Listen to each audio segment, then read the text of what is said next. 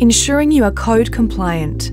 The Quality Assurance Framework. In this video, we will move on to how ACFID supports its members to be compliant with the Code of Conduct. You'll remember that the code is self-regulatory, meaning that the primary responsibility for assessment of code compliance rests with ACFID members.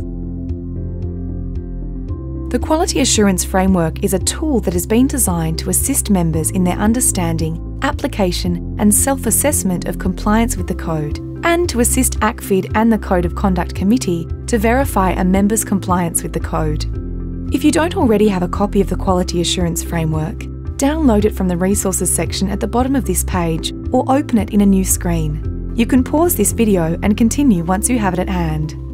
The Quality Assurance Framework outlines in detail all the policies, systems and practices required of members to be compliant with the code, and is based around the 9 quality principles mentioned earlier that describe overall good practice for our sector. Let's look at one section of the framework together to understand how it will help you assess your own compliance. The quality principle we'll use to illustrate the structure is Quality Principle number 2, Participation, Empowerment and Local Ownership. Each quality principle has a set of associated commitments. You will remember that there are a total of 32 commitments, and these are the behaviours to which ACFID members commit. The commitments are listed in the first column. The commitment we will look at here is 2.1. We promote the participation of primary stakeholders. Each commitment has its own associated compliance indicators. Compliance indicators describe good practices that ACFID members have agreed should be in place by every ACFID member to demonstrate that they meet and comply with a particular commitment.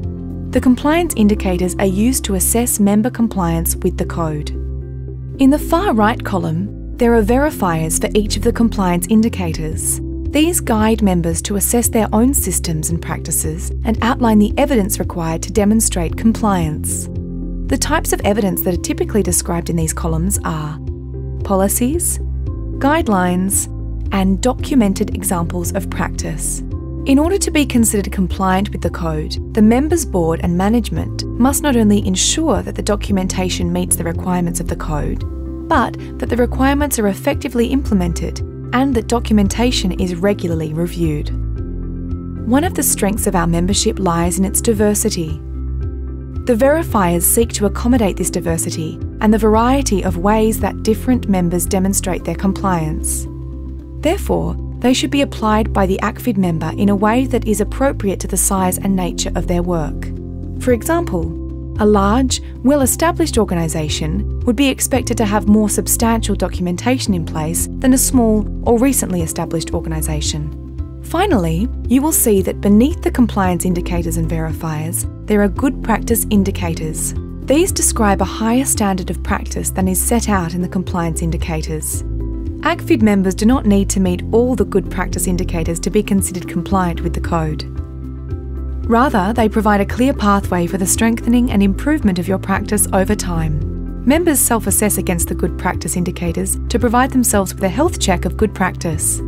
Understanding how members assess against the good practice indicators will help ACFID to support members to strengthen and improve their practice over time. Let's pause here so that you can check your understanding of the Quality Assurance Framework. Then we will return in the final part of the module to look at what ACFID has in place to assist your organisation to meet the membership and compliance requirements and to promote continual improvement.